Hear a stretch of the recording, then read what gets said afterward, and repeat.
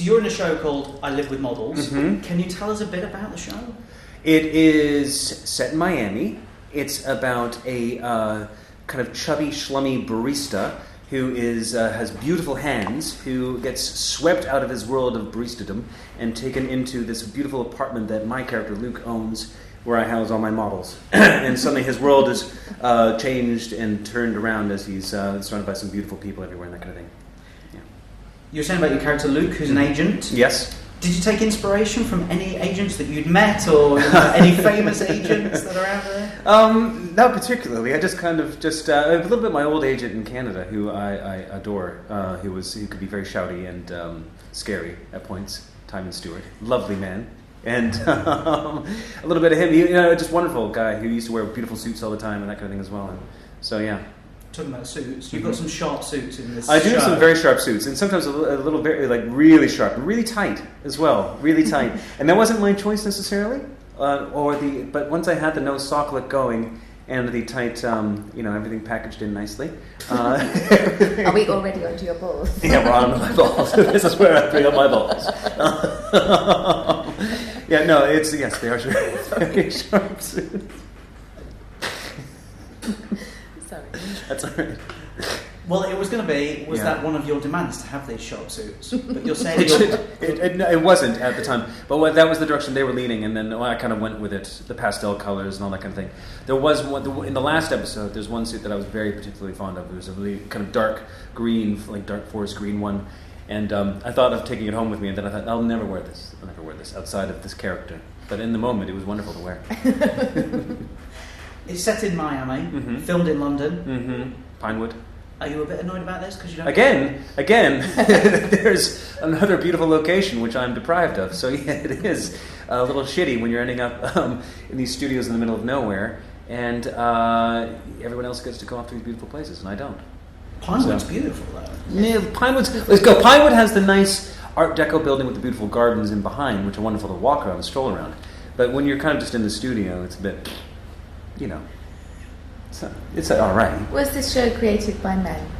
It was. But there's some, yes, it was, strangely. And I think it might be their biggest audience. Well, Ash Attila is obviously behind it, isn't he? Who's got a huge catalogue. Yeah. I mean, did you meet him? Oh, yeah, no, he's there all the time, every day. Like, every read-through, Ash is there. And Dan Hine as well, who's the other exec at Rough Cut, who's amazing. And James Lamont and John Foster as well, and Seb Barwell. All those guys, fantastic to work with. And Ash was there constantly giving notes and really kind of propping you up and then ribbing you when you got a little cocky. And, but for the most part, wonderful, really, really great bunch of people to work with. I loved it. Considering all the antics that happen in the show, could you actually live with these models? Never. Not in a million years. Not a chance. No, it'd be a nightmare. Could you last one night with them? I could last a night. Partying, I meant. I didn't mean anything else. No. Just partying, hanging out, talking about economics and such. It would be a really wonderful night, I think. Now, you've done US and UK TV shows. What do you see as the difference? Apart from budget?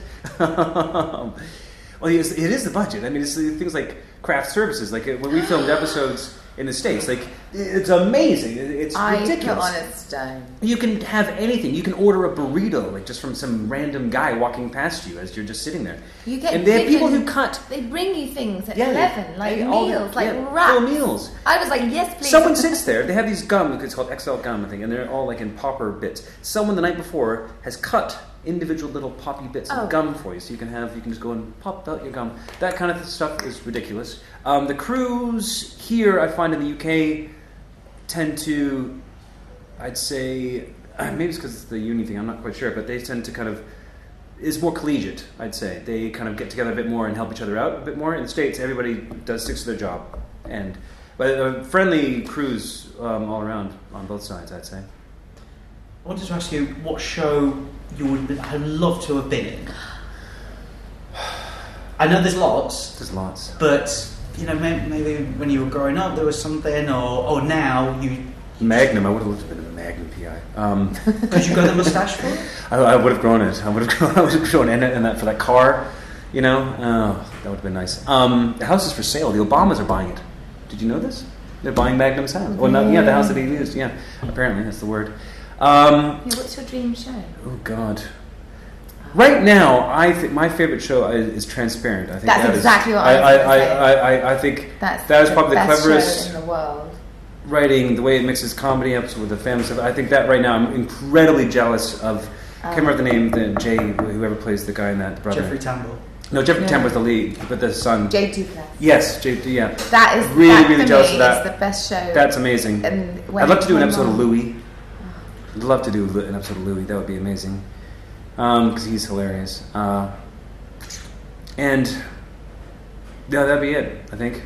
Yeah, no, Transparent for some reason is at the top of my head right now. It's the best. Superheroes are quite popular at the moment. Superhero film, TV show. I once did the voice of Superman for a DC Comics thing. But I don't have his pecs. Superhero, I'd love to. Like Batman, I think was always my favorite. I love Batman. I'd love to be Batman. But I'm not going to be Batman, so I will live with that.